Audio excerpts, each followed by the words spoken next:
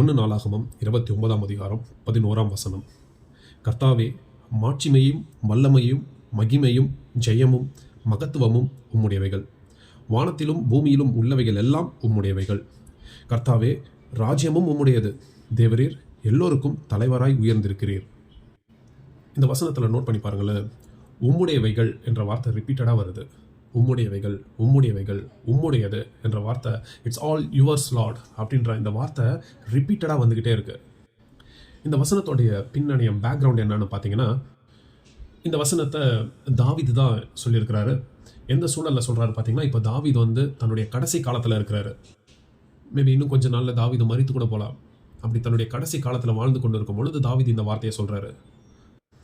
எதனால் இந்த வசனத்தை எழுதியிருக்கிறாரு அப்படின்ட்டு நம்ம பார்த்தோன்னா, தேவனுக்கான ஆலயத்தை கட்டுறதுக்கு தாவீது தன்னுடைய காணிக்கைகள்லாம் கொடுக்குறாரு. தான் கிட்ட இருக்கிற பொண்ணு வெள்ளி காணிக்கைகள் எல்லாத்தையுமே தாவீது கொடுக்குறாரு. அவர் கொடுத்தது மட்டும் இல்லாமல் இஸ்ரவேல் ஜனங்க கிட்டையும் அவர் அறிவித்து இஸ்ரவேல் ஜனங்களும் எல்லாருமா சேர்ந்து இப்போ காணிக்கை ஆண்டவருடைய ஆலயத்தை கட்டுறதுக்கு கொடுக்குறாங்க.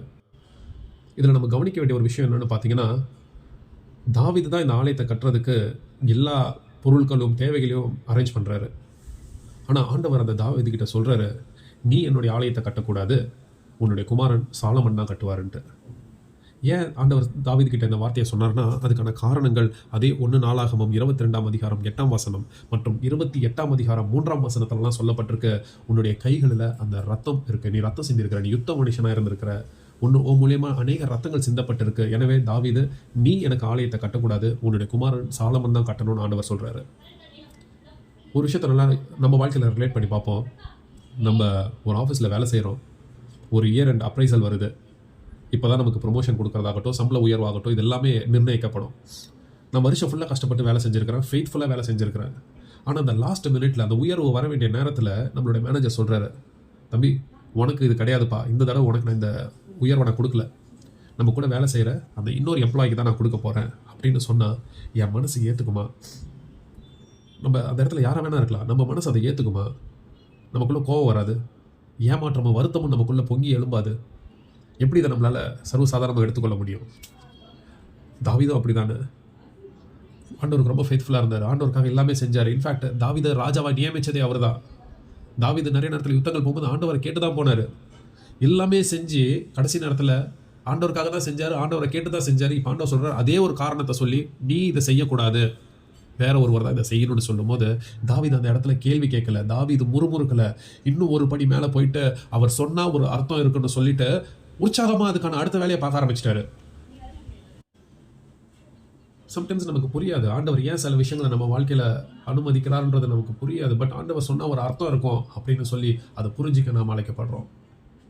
என் வாழ்க்கையில் ஆண்டவர் சில விஷயத்தை தடை பண்ணுறாரு, எனக்கு ரொம்ப பிரியமானது, எனக்கு ரொம்ப வாஞ்சையானது, ஆனால் ஆண்டவர் அதை ஸ்டாப் பண்ணுறாருன்னா அதுக்கு பின்னாடி ஏதோ ஒரு காரணம் இருக்கும். அதையே நினச்சி நொந்து உட்காராம வாட் நெக்ஸ்ட், அடுத்து நான் என்ன பண்ணணும், என்னோட ரெஸ்பான்சிபிலிட்டி என்னன்னு நான் கடந்து செல்ல அழைக்கப்படுறேன். இங்கே இன்னொரு விஷயத்தை கவனித்து பார்த்தோன்னா, தாவீது தன்னுடைய பணத்தை கொடுக்குறாரு, தன்னுடைய தங்கம் வெள்ளி எல்லாத்தையுமே கொடுக்குறாரு. அங்கே இருக்கிற ஜனங்கள் அவர்களுடைய பணத்தை கொடுக்குறாங்க, நகையை கொடுக்குறாங்க, வெள்ளியை கொடுக்குறாங்க, இப்படி எல்லாமே கொடுக்குறாங்க. இது எல்லாமே இப்போ யாருடையதுன்னு பார்த்தீங்கன்னா, அது அங்கே இருக்கிற ஜனங்கள், இது தாவீது. பட் தாவீது அதை எப்படி டிக்ளேர் பண்ணுறாரு, எப்படி அறிவிக்கிறாருன்னு பார்த்தீங்கன்னா, எல்லாமே உம்முடையது ஆண்டவரே, வானத்தில் பூமியில் உள்ளவைகள் எல்லாம் உம்முடையது, இட்ஸ் ஆல் யுவர்ஸ். ஜனங்களுக்கு அன்றைக்கி தாவீது ஒரு புது பாடத்தை சொல்லி கொடுக்குறாரு. எப்படின்னு பார்த்தீங்கன்னா, அந்த ஏன்ஷியன்ட் டைம்ஸில் அந்த காலத்தில் ராஜாக்கள் என்ன பண்ணுவாங்கன்னா, அந்த வெல்த், ஒரு சில கட்டிடங்கள், அவங்க கட்டுற ஆலயங்கள், இந்த மாதிரி இந்த மொமெண்டம், இந்த மாதிரி விஷயங்கள் எல்லாமே அவங்க அதோடைய கிரெடிட்ஸை எடுத்துப்பாங்க. ஒரு பெரிய ஆலயம் கட்டினா இது இந்த ராஜா கட்டினாரு அப்படின்னு சொல்லிட்டு அதனுடைய கிரெடிட்ஸ் அவங்க எடுத்துப்பாங்க. அங்கே இருக்கிற பொருளாதாரம் எல்லாமே என்னுடையது அப்படின்னு நினைப்பாங்க. ஆனால் அதுக்கெல்லாம் ஆப்போசிட்டாக தாவீது, இதெல்லாம் என்னது கிடையாது ஆண்டவரே, எல்லாமே உம்முடையது. ஜனங்களுக்கு சொல்கிறாரு, அப்போ நம்ம பார்வைக்கு வேணா இது ஏன் பண்ணோம், ஏன் நகர் நான் பார்க்கலாம், பட் இது எல்லாத்துக்கும் ஓனர் உண்மையாக வேற ஒருத்தர் இருக்கிறாரு. ஃபர்ஸ்ட் ஆஃப் ஆல் இதெல்லாம் அவருடையது, அதுக்கப்புறம் தான் இதெல்லாம் நம்முடையது. அடுத்து கவனிச்சிங்கன்னா, தாவீது இந்த இடத்துல ராஜாவாக இருக்கிறாரு. பட் அதே தாவீது சொல்கிறாரு, ராஜ்யமும் உம்முடையது, கர்த்தாவே ராஜ்யமும் உம்முடையது, தேவரே எல்லோருக்கும் தலைவராய் உயர்ந்திருக்கிறீர். இன்னைக்கு தாவீது, நான் கிடையாது, எனக்கு அப்புறம் வரப்போகிற ராஜா சாலமன் கிடையாது, நாங்களாம் வருவோம் போயிடுவோம், நாங்களாம் நிரந்தரமற்றவர்கள், ஆனால் என்றென்றும் இருந்து அரசாளுகிற ஒரே ஒரு மகத்துவமான பெரிய ராஜாதி ராஜா, வெறும் ராஜா கிடையாது, ராஜாதி ராஜா, அது நம் கர்த்தர் ஒருவரே. அப்போ இந்த வசனத்திலிருந்து ஆண்டவர் நமக்கு சொல்லிக் கொடுக்குற பாடம் என்னன்னு பார்த்தீங்கன்னா, முதல் காரியம் தாழ்மை, ஹியூமிலிட்டி.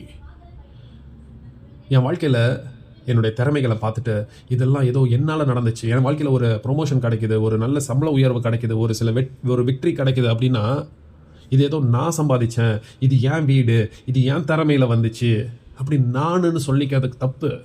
ஏன்னா என் திறமை ஆண்டவர்கிட்ட இருந்து வந்திருக்கு, என் வேலை ஆண்டவர்கிட்ட இருந்து வந்திருக்கு, என் ஆரோக்கியம் ஆண்டவர்கிட்ட இருந்து வந்திருக்கு, எல்லாம் அவர்கிட்ட இருந்து வந்திருக்கு. ஸோ முதலாவது நான் சொல்றதை விட்டுட்டு எல்லாவற்றிற்கும் ஆண்டவரை மகிமைப்படுத்த நாம் அழைக்கப்படுகிறோம். ரெண்டாவது, எல்லாமே ஆண்டவருடையதுன்னு சொல்லும் போது அந்த இடத்துல ஒரு சமாதானத்துக்கான வழியும் இருக்கு. வானத்தில் உள்ளதும் பூமியில உள்ளதும் எல்லாம் உம்முடையவைகள் ஆண்டவரே. அப்போ நாம் பார்க்கிறது, நாம் காண்கிறவைகள் எல்லாமே ஆண்டவருடையது. உண்டாக்கப்பட்டது எதுவுமே அவரை அல்லாமல் உண்டாக்கப்படவில்லை. அப்போ எல்லாத்து மேலேயும் அவருக்கு அந்த ஆளுகை இருக்கு, அவருக்கு அந்த எல்லா கண்ட்ரோலும் இருக்கு. அப்போ என்னுடைய தோல்வியில், என்னுடைய பயத்தில், அந்த இடத்துல ஆண்டவரால் சகலத்தையும் மாற்ற முடியும். என் ஆண்டவருடைய கண்ட்ரோலில் தான் என் பிரச்சனையும் என் பயமும் இருக்கு. ஸோ நான் பயப்பட தேவையில்ல. என் ஆண்டவர் இடத்துல நான் சார்ந்து கொள்ளும் பொழுது அதை மேற்கொள்ள நம்மளால முடியும். ஆண்டவர் நமக்கு நிச்சயமாக உதவி செய்வார். ஏன்னா எல்லாமே அவருடையது. வானத்தில் உள்ளது, பூமியில் உள்ளது எல்லாமே அவருடையது. மூணாவது நான் இதில் கற்றுக்க வேண்டிய விஷயம் என்னென்னா ஜெனராசிட்டி, தாராளமாய் கொடுக்கறது. இன்றைக்கி தேவையில் உள்ள ஏழைகளுக்கு நான் மனப்பூர்வமாக கொடுக்க முடியும். ஏன்னா நான் ஏதோ என்னோட பொருளை எடுத்து கொடுக்குறேன்னு நான் நினச்சேன்னா எனக்கு அந்த மனசு வராது. ஆனால் எனக்குள்ள உண்மையாகவே இங்கே இருக்கிறது எல்லாமே முதலாவது ஆண்டவருடையது அப்படின்ற உணர்வு வந்துச்சுன்னா கண்டிப்பாக நான் அதை எடுத்து கொடுக்க எனக்கு இருதயம் வரும். நமக்கு அந்த தாராள குணத்தை, இந்த வசனத்தை புரிஞ்சுக்கிட்டோன்னா நமக்குள்ள அந்த குணத்தை வருவதற்கு ஆண்டவர் உதவி செய்வார்.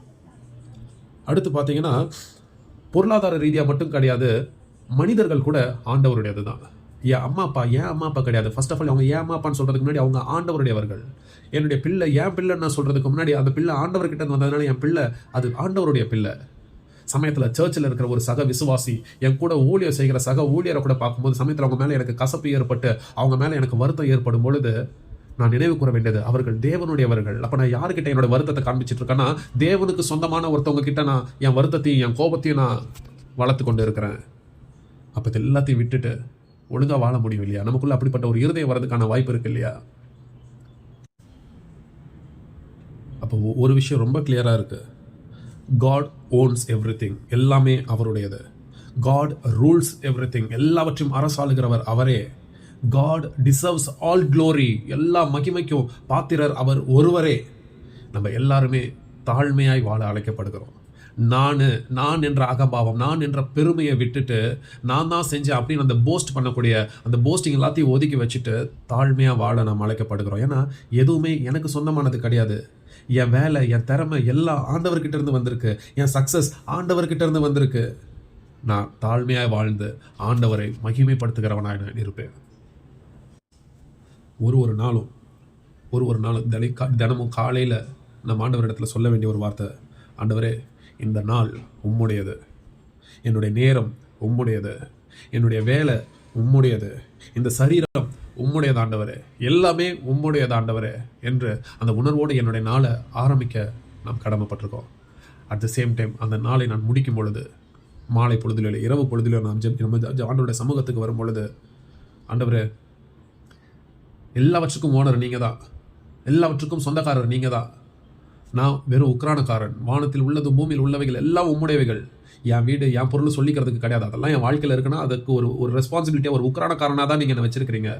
நான் ஒரு நல்ல உக்ரானக்காரனாக நான் இன்றைக்கி நடந்துக்கிட்டேன்னா, இல்லை உங்களுடைய இடம், அந்த ஓனர் அப்படின்னு சொல்லப்படுகிற அந்த ஓனர்ஷிப்பை நான் எடுத்துக்கிட்டு உங்களோட இடத்த நான் ஆக்குப்பை பண்ணிக்கிட்டேன்னா, அப்படி ஒரு நாளும் நம்ம எந்தெந்த விஷயத்துலலாம் ஆண்டவர் இருக்க வேண்டிய இடத்த நான் ஆக்குப்பை பண்ணிக்கிட்டேன், அந்த ஹம்பிள்னஸை விட்டுட்டு நான் அப்படின்னு சொல்லி எந்த இடத்துல நடந்துக்கிட்டேன்றதை கொஞ்சம் செல்ஃப் எக்ஸாமின் பண்ணி ஆண்டவர்கிட்ட நம்மை அறிக்கை செய்து கொஞ்சம் சுத்திகரிக்கப்பட்டு தொடர்ந்து ஆண்டவர் விரும்புகிற வாழ்க்கையை, தாழ்மையோட உண்மை உள்ள வாழ்க்கையை வாழ நாம் அழைக்கப்படுகிறோம். ஆண்டவர் தாமே இந்த வார்த்தையின் பிரகாரம் நாம் வாழ நமக்கு உதவி செய்வாராக. ஆமென்.